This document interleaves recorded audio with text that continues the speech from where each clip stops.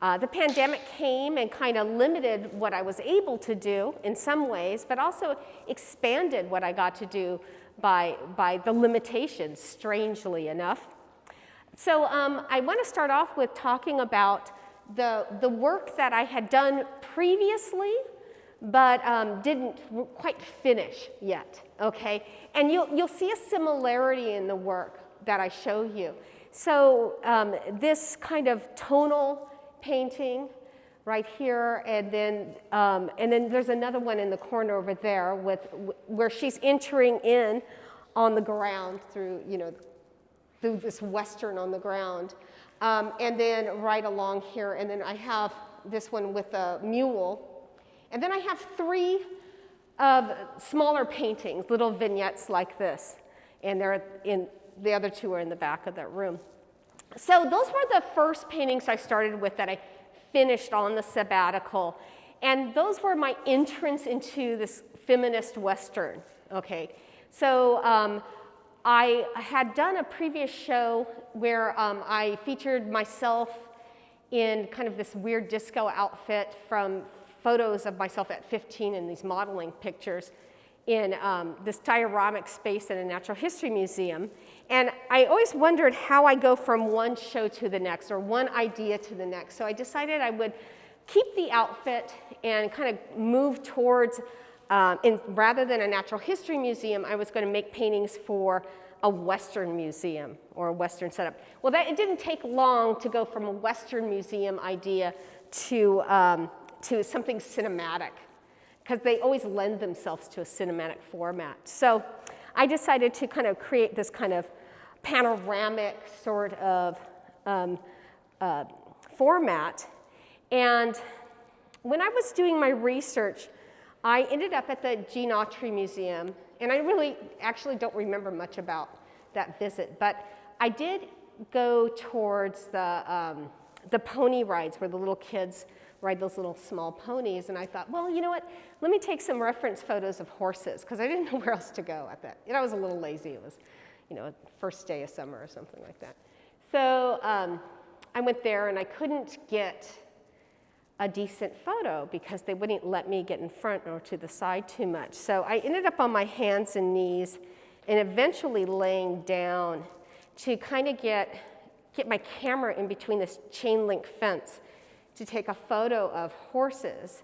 Well, the horses were, you could see this vantage point, were down below, and I'm looking through, and of course people are walking over my body and going, what's this woman doing? And so I'm taking a lot of photos, and I thought, I like this as an entrance for a Western, and I thought, all the work I've been doing, and I like the drama of it, and I can kind of just see it as an entrance. So originally I had thought maybe I'd enter the Western kind of like in a John Wayne stance, where they walk forward like this or whatever, and it was just so hokey that I thought, I've got to have my own way of entering. And I thought this kind of marginal way of entering my own Western might be more, appropriate for me somehow.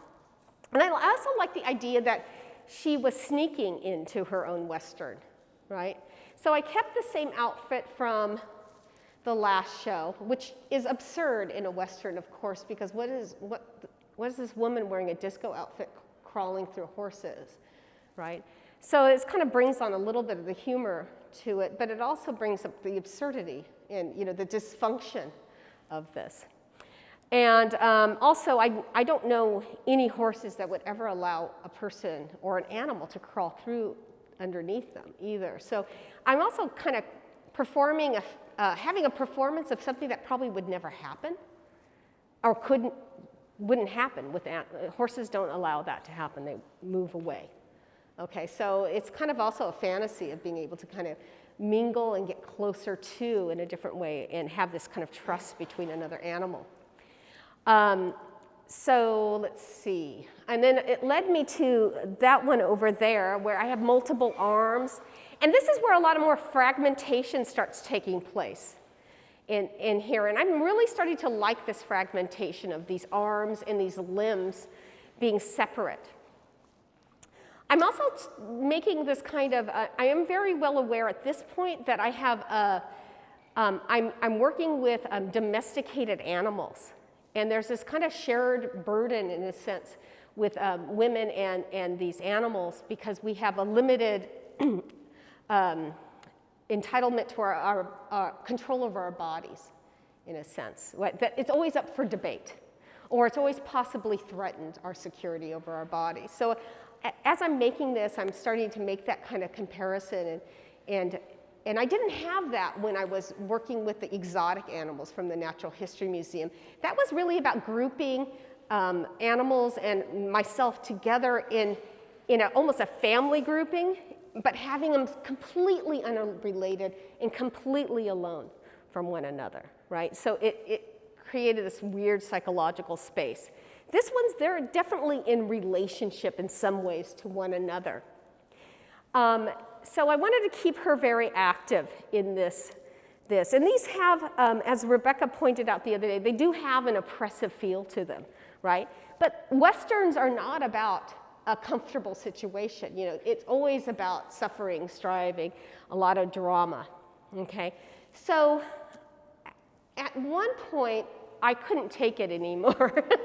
It was a little too oppressive. And I decided to shift the palette a little bit. And I moved to, here's one of them, but I have two other over here. For the sake of the camera, I'll just talk about this one. So I moved to a different format, and I changed the format to that of an album cover, because Westerns are nothing without the music, of course. And then, of course, that's going to bring on color and a little more, I think I was playing a little more with the sensual quality with these, with color and textures. I was also trying to redeem the straps, the chains. I was trying to make them a little more beautiful, this kind of bondage, right? A little more acceptable. Also, I loved how this became this kind of sunset and also this landscape, or possibly architectonic in a sense. There's definitely, with these three paintings, there's definitely this comparative that's a little more obvious going on between the horse feet, the woman's, well, not in this one, but the woman's feet in the other ones, or the horse fur and the woman's skin, the woman's hair and the horse hair, and the positioning and stuff. So when I got done with those, I was still working on this. This one took me forever. This one started actually probably before the other two, but I could never get it together to finish it. It just, I kept trying to insert her, which is me, in as many ways as I could. It just didn't work. It was a weird, and I knew it was a weird format, a claustrophobic kind of format, and I wanted that. I mean, here I have this mule that is completely terrified of something off the page. I love horror movies. And I love those, I love those moments of, where you can't see the ghoul, you can't see the, the bad thing coming on, but you get the tension that something might happen soon. So I thought that was kind of great about him, but getting her in there was different. So I finally found this kind of off photograph of myself. And I probably should backtrack a little bit on this, because when I had to take photos of myself, right? And so I hired someone to take photos of me in that disco outfit. And I had to go to the thrift shop and buy clothes that were similar to the ones that I had when I was 15 from that modeling shoot, okay? So instead of being a 15-year-old, I'm now like a middle-aged woman in this outfit, and it even becomes a little more absurd in a sense. So she's hunched over. It's a very kind of a low point painting. So I'm thinking a lot about Manet when I'm doing these, and I don't know if you guys know who Manet is, but he's an impressionistic painter that also did some paintings of these let me see, what are they called? The rag pickers, right? And he called them the philosophers, or were rag pickers, or they were more like street people, or equivalent to the homeless now. And he would do these large paintings of these people, and the trick of the piece were, usually paintings of that size and that grandeur are set aside for, people in high society or kings or queens or important people, and he made them rag pickers. So I decided to kind of elevate a low point because I thought that was kind of strange and weird. So I did it, and it really was kind of a low point because at the time I had some shoulder issues that were going on, and I never thought I would be able to finish a large painting again. But since then, I've recovered from that. So now I'm going to move on to some of the newer paintings, which I'm so happy happened because when I did the older paintings, I was kind of waiting for some kind of a zeitgeist to happen or something, some kind of redemption for it. And it really never hit for me. And it's partially because I had to work all the time and, I'd kind of get in a groove and then have to break and, whatever. So when I got on my sabbatical, I felt a lot of pressure to go back into that studio and rework some oil paintings or come up with some new ones. And instead, because I was so nervous about it, I decided to play with watercolor. And so I just started moving watercolor around in my living room rather than going up to the studio. And of course, because you're playing, something happened, right? I started having a lot of fun because I had no rules. And I know this stuff, it's just that, and I lecture it to my students all the time, it's just you forget it when it applies to yourself, of course. So as I'm, putting washes down and watching things bleed and doing some great things with watercolor, I'm just feeling free. I'm having a great time.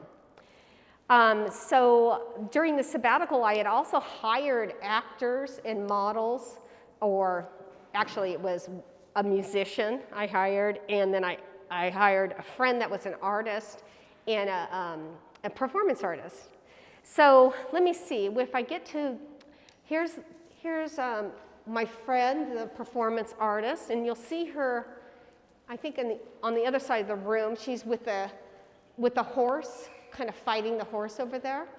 And she's really very animated. And then I have this guy that's in here, right here. He's laying down on those two.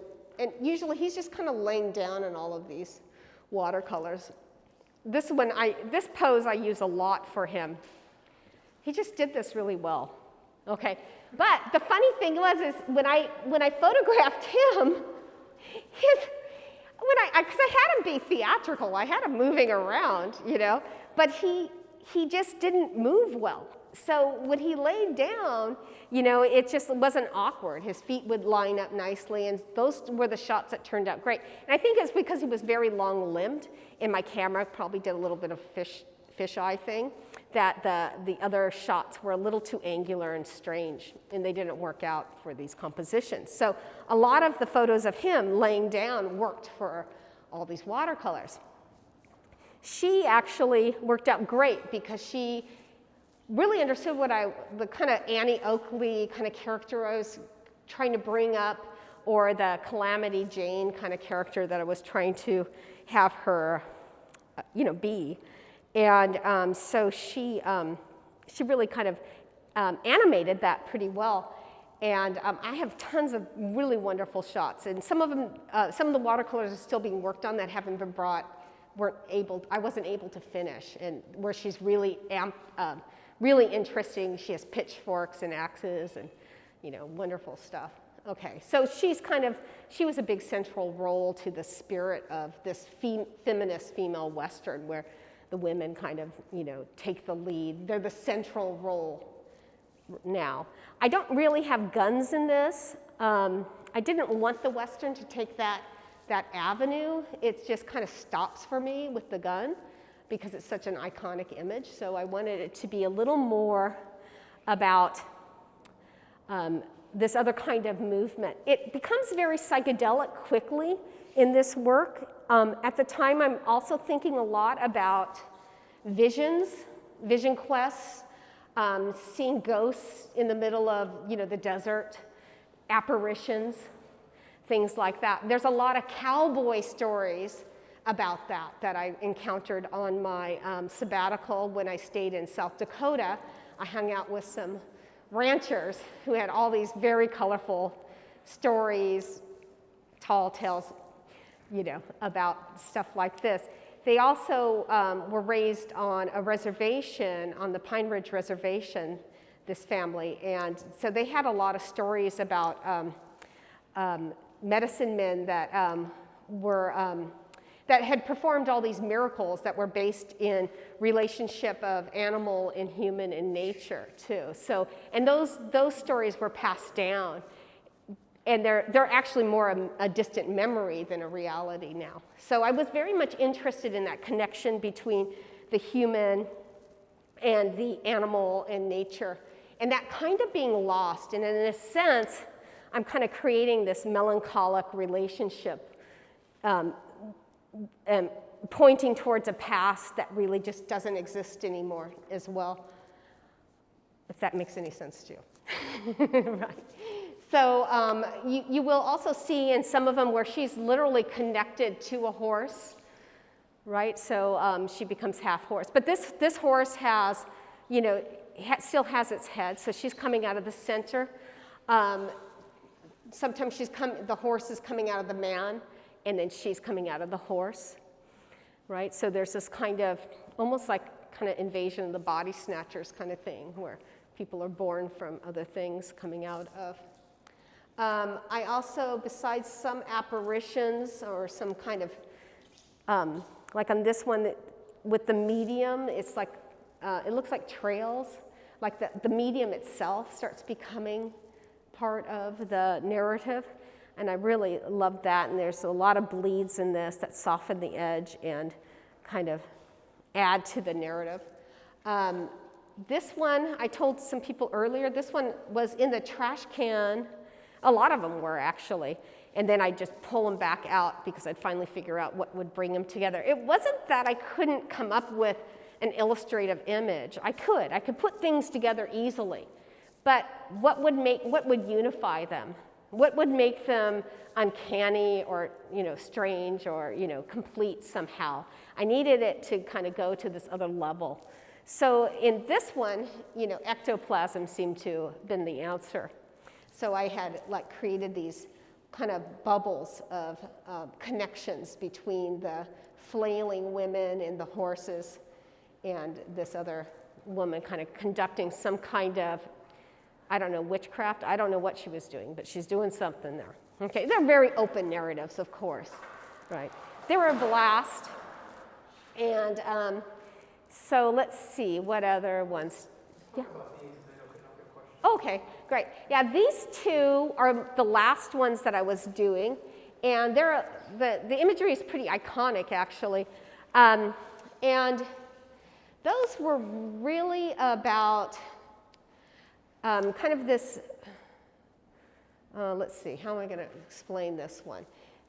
So I'm using roots as the metaphor here, and the arms. So like the arms and the roots are kind of one, right? And so I'm kind of doing archaeology. The idea is some kind of an archaeology where the arms are actually digging down into history, into time, right? And reactivating history. Okay, so these historical figures are almost like kind of voodoo dolls or something, right? Or zombies, let's say, where they're not quite activated, not quite alive. This one's more like a statue, the Southern Belle here, and this guy's like a flop doll right here. But the arms are still trying to stir it up, right? And you notice it's blindly stirring it up too, right? And this one too, this one's stirring it up, and you can feel the energy kind of coming up this way like a tornado. And these females are being kind of pushed around, and they're not quite in full function of their bodies yet. This one feels a little more oppressive, like the arms are pushing down and kind of moving them around that way. They're newer, so I don't have a lot of answers for them, but that was the basic drive that was going on in my head when I was trying to conceive of these, right? So I wanted to talk about how we can bring up history and to our own strange and use our own strange devices to justify it, but it's probably, it probably gets a little perverse the way we bring it back up. And I was thinking a lot about, at the time, there was the march on Charlottesville, and a lot of white supremacists were coming back out, and I was getting a little bit like wondering what the end goal was with that. Like, I didn't quite understand why you would go there. And how they were stirring up history and reinterpreting it. And everyone was owning their own sense of history and their own justification for it. And it's almost like kind of when people use patriotism to defend their actions, that might not be so great. So that's what I was kind of wondering about, like how we stir up these histories, and when we do, to what end do we do that? I also set up, I went out on a lot of hikes during my trip, and the whole time I was on these hikes, I was really attracted to roots. So I think that had something to do. I just blindly just started, collecting roots. I didn't know why. Later on, I ended up with this. So that's kind of how that played in. And when I'm making them, there's a point where I just have to stop because I really don't know, what's happening. But I know I hit on something, and I just need to stop at that point because I like the open-ended narrative. I love the energy of it. And if you guys want to tell me what it is, I'd be more than happy. Thank you, I do.